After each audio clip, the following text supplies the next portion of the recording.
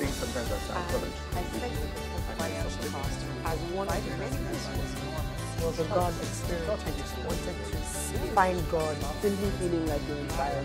It isn't always so. Tell us about the solution. As one People of with 18 to 35 years of age, not out of work. Hey, I don't have the skill for this particular problem to solve this particular problem. None of us talked about the bread salad. Welcome to another episode of The Heart of the Matter. Today it's our delight to bring our guest to you. She is Uri Ngozichukwuka. She is a woman of many parts. She's been involved in banking. She's been involved in television, presenting, etc., etc. And today she's working with, or working for, disadvantaged or disabled women. Uri, you're welcome to The Heart of the Matter. I am very delighted to be here. Thank you very much, Pastor. We're delighted to have you. Now, what brought you to where you are now in terms of the work that you're doing now? In terms of the work that I'm doing now, what brought me here is, I would say, call it, the narrative of my destiny. I had a certain kind of disability myself, and it's not the type that you see easily, but it was more of a kind of disability that came with everything that comes with disability, stigmatization, discrimination, and all kinds of things. Mm-hmm. And so that was, like I said, it was a narrative of my destiny. And when I decided to work with women living with disability, I had to tell the story in one way or the other, because I was able to, or I am able to, recognize exactly what they feel. And I've been in their shoes, and I know exactly, how to relate with them. Because when I had this particular disability, I could do so many things, but then everybody just referred or wanted to deal with me based on the perceived disability, totally ignoring all the gifts and all the talents that I had. And I realized that a lot of these women are so talented. They're gifted, and they have their dreams, they have their ambition, they have everything going for them. But then the society, does this kind of exclusion. There's so much exclusion, and they are defined by how they look. Let me give you an example. A woman is very talented, but she's on wheelchair. When you want to describe her, the first thing you said is, oh, that lady on wheelchair. You don't say, oh, that lady that writes so beautifully.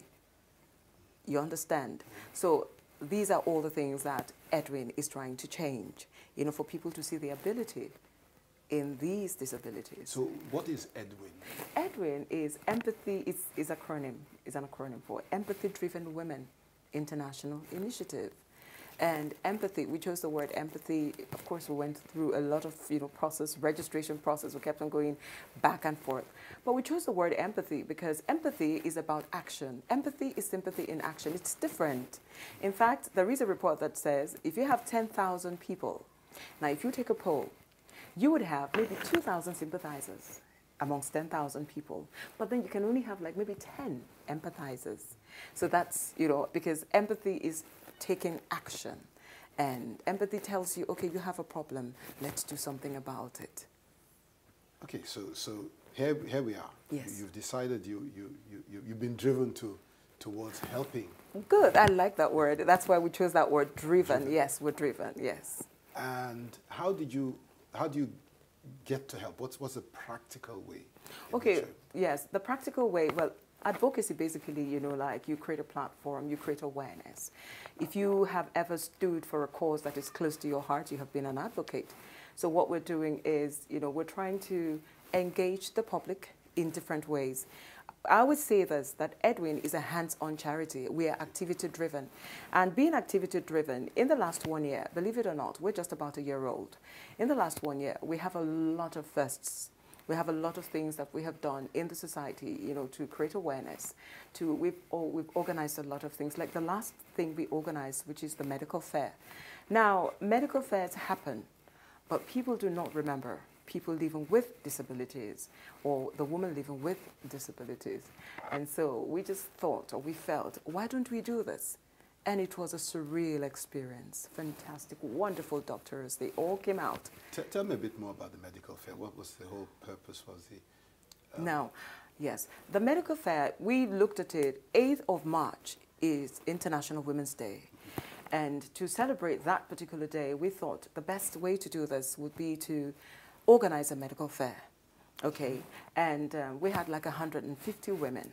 We had wonderful, great doctors, and we had from the eye doctor, we had, we had cervical cancer and breast cancer screenings, we had biometrics, we had everything.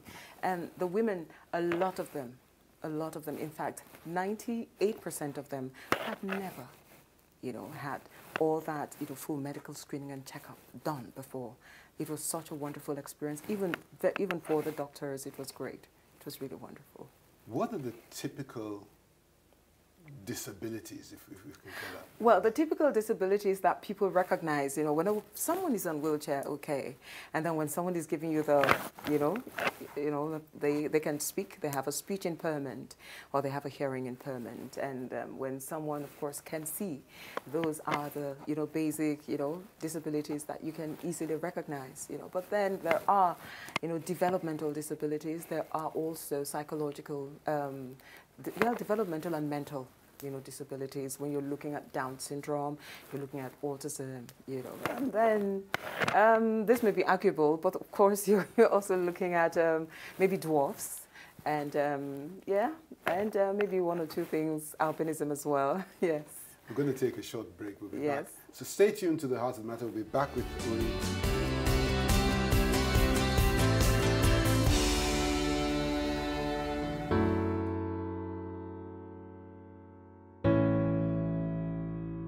This book,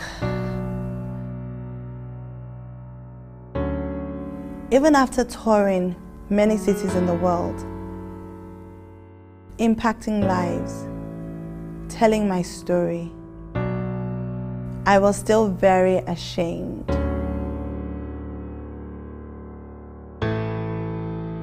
I was thinking to myself, what were people saying? What were people thinking? Certain people stayed away. I was ashamed.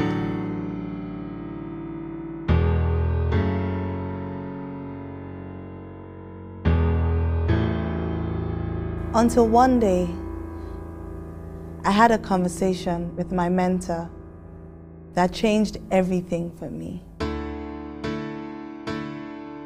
She said, Umi, the people who will hate your book are people who are angry because they feel that he saved you, but he did not save them.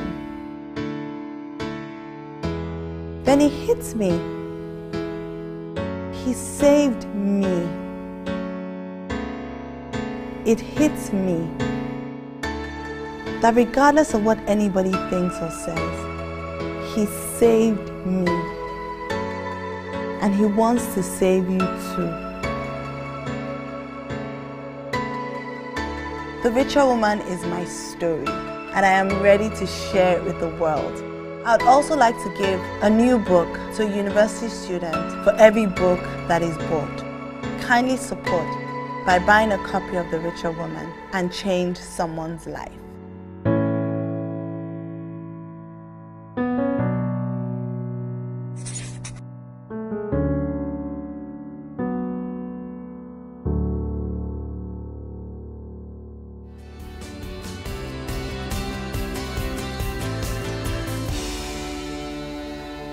Welcome back to The Heart of the Matter, where we're talking to Uri Ngozichukwuka.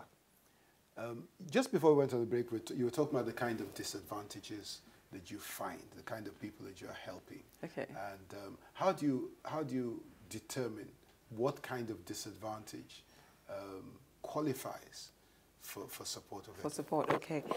Now, like I told you, EDWIIN has a message, and our message is ability beyond disability. Okay. We want the women to see themselves, not, living with any kind of disability. By the way, internationally, it is wrong to say someone has a disability, right? Okay. Right now it's politically correct for you to say he is differently abled, okay, or she is differently abled, or people with other abilities, which is what I found in these women. Now, I have a woman who she is from here to here. She's like totally all, not in control. She's on wheelchair. But you know what? She is so determined. She has been a tennis champion 5 times. And she is a trained manicurist. What would I do with her? What do I want to do with her? There's a tournament coming in November. She needs a sports wheelchair. She needs to practice. Now, in between the times that the sporting tournaments come on, she needs her manicuring studio to be set up. So those are the kind of things I work with, or those are the kind of things I work on. And then we have Susan. She is extremely educated. At a point, she was the best science teacher in her school. Now, she was volunteering at a place. She couldn't get a job. But then Susan is also a fantastic teacher in science. And so she'd like to run an after-school science, studies for students. So I work with people and I try to talk to them to help me set up Susan. So that must set one of the targets of EDWIIN. Exactly. To bring this to the knowledge of the public and to become advocates for them. So how do you set about that? How I've set about that, is exactly why I'm here. If you're listening to me, I'm telling you that the woman living with a disability is not a liability if you invest in her, if you give her that opportunity. And a lot of people or a lot of families, when they have a child that is disabled, they hide the children. The people that suffer most are those with, developmental or mental disabilities. They go through so much, So I'm here and I'm telling, everybody listening that you should actually, give them a chance. Give them a chance. Respect them. Don't hide them. Don't hide them. And even when you see the woman that is living with, not just the woman right now, anyone at all living with a disability, you don't, think they don't have any gifts at all. I had this lady, she's so pretty, and she couldn't speak and she couldn't hear, but she was a great makeup artist. And, so I had to get her makeup box and, things like that. She had other abilities, So I'm just, so what EDWIIN is saying is look beyond the disability and see the ability in these people. Now, just in case somebody from the executive arm of government or the legislative arm of government is watching our program today, what would you want them to know? Okay, what I want them to know is, if it comes to disability legislation, we are where we are today, where we were 10 years ago. It has passed the lower house. It's been passed on to the Senate. It's been passed. And it's just, from the last, report that we got, we were told that the senators are just waiting to give it to the president for presidential assent. So what I would say is, could you please just hurry and give it to Mr. President for him to just, What is the bill? Or whatever? Yes, it has a lot of great things, but one of the key components of that particular bill is to create a commission, a disability commission. And of course, this will translate to several states. But by the way, I want to say a big kudos to Lagos State, because Lagos State actually have, a disability board. And they have done so many things, and they really, really, they're taking their time and they really care for, people that are differently abled. They take it seriously. I think there's lots of things that we can learn. I remember somebody once asked me if we were, I don't know, I want to put it carefully, if we were able to, if people in a wheelchair could come into church easily. And I said, of course, we've got a ramp. I didn't realize that we have a ramp that brings you into the auditorium, but you have to get up some steps before you get to the ramp. And so we've changed that now. So there's lots of things that yes, I just want to say that, last year when we had the very first celebration of charities, we recognized, some people, men and women and organizations that have been doing phenomenal work in the disability community. That was when we discovered Adeboye Abioye. He's late, but we did give him a posthumous award because he was the president and founder of These Abilities, and he was the one that was actually instrumental to the Lagos State government having an Office of Disability, and also pushing for public, places to have ramps. Talking about disabilities, and I don't want to use the word disabilities anymore, but different abilities, other abilities, yes. In some countries, yes, there is legislation that ensures that disabled or people with different abilities get employed. Yes. For instance, you must at least 10% in I think in the United Kingdom. Yes. Yes. Must come from among, must have some different ability or the other. We believe that that started in 1961, affirmative action. It was signed into law by John F. Kennedy in America, and yes, it talked about people that are like equal opportunities or access to equal employment opportunities for everybody.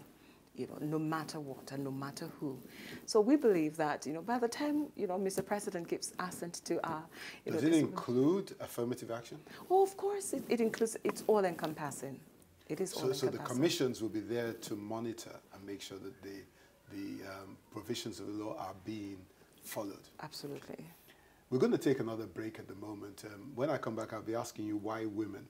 Okay. And not men as well. Okay. Viewers, stay tuned. We'll be back in a moment.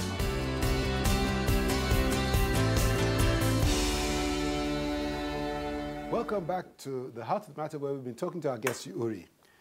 Uri, why women? Yes. Why women with... different abilities? Yes. Because all over the world, there's been so much advocacy for women. And there's been, there's this rush and there's this fight and frenzy, everybody's trying to bridge the gender gap. So you have lots of things, women education came, women health management came, women business financing and all that. And I remember vividly, this is 12 years now, the United Nations launched the Leave No Woman Behind. And I keep waiting to hear, I've been waiting, what about the woman living with different abilities, education fund? What about the woman living with disabilities, health management fund? So yes, she matters as well. It's just, it seems as if we're doing so much for women that the men are gradually being left behind. Excuse me, sir, can I say this? Can the men just give us like 20, 30 years and then they can begin their own agitation? Now, why Uri? Okay, why Uri? And maybe there's somebody watching this program. Yes. Who has a passion. Okay. To do something. Yes. For whether it's women, whether it's children, whatever it is. Yes. Can you tell them what drove you? Okay. So that they can, because some of them will have to take very, very fundamental decisions. What I want to say is, this is a path that chooses you. It's not a path that you choose. Okay. When I started, I told you it was a narrative of my destiny. It took me 10 years after secondary school before I could get into the university. And when you take away 10 years from a child's life, I had grown to be an adult. And I was doing so many wonderful things, but then I hadn't gotten to the university, and so that was an educational disability. And I knew there were so many things I wanted to do, but I couldn't do them.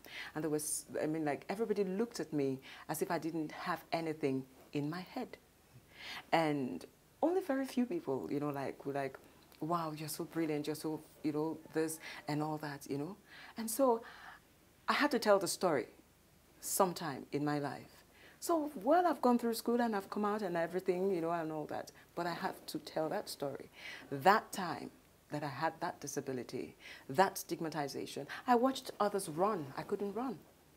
I watched others fly and I couldn't fly. So tell me, what else? That was a lot of disability. So yes, I believe, yes, that was something that wasn't nice, but I'm taking something good out of it. And I'm using it, and I'm changing the narrative. So the message is, in spite of your situation, you can still make it. Yes. Yes. In spite of the experience, I can actually take something good out of that experience, right? And do something that I'm doing with it now. And I'm like, well, you took away that from me, but hey, this is what I can do with it. So if somebody is watching right now and they want to call you or send you an email or something like that, could we put your details so Oh, that they absolutely, can get in touch with you? absolutely. Please do get in touch with us. And we have so many things, and we have, we have a myriad of things that we need for these women. They need scholarships. They need sewing machines, grinding machines. They need fridge freezers. They need their businesses set up. They need wheelchairs, new wheelchairs. In fact, the last medical fair that we had, 8 of the women came out positive for cancer lesions and breast lumps. So we're open. We want, to get treatment for them. So that is a way in which members of the public Yes. can support what Yes. EDWIIN are doing. What if somebody says, I want to be part of this? You want to be part of it? That's a wonderful question. EDWIIN actually, we are very, very strong on volunteering. We're trying to raise, a proper volunteering team in the country. We have fantastic people, in our volunteering team. We have from air hostesses, to doctors, to lawyers, students, models. They just want to volunteer. We make our EDWIIN activity about the volunteers. It's very important. So yes, you can, be part of an EDWIIN, you can be an EDWIIN volunteer. Finally, what is the international component of EDWIIN? Okay, EDWIIN is a year old, but we have so many firsts going for us. We are activity driven.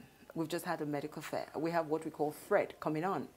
Now, the international component of EDWIIN, I wouldn't say that we have, of course we have people in UK, and we have someone in the US who is driving EDWIIN from the US, And here in Nigeria, we are actually almost pan-Nigeria, but then we can only say we are in 6 states, and that's Abuja, Akwa Ibom, Abia, Enugu, and River State, and of course Lagos. And of course Lagos. And I would say that, yes, our international component is pretty strong because our message is universal. Remember, it's a triumph of the human spirit over insurmountable odds. So EDWIIN has is building the capacity yes. to move abroad yes, as well. Exactly. We're building the capacity to even go round Nigeria. We have women.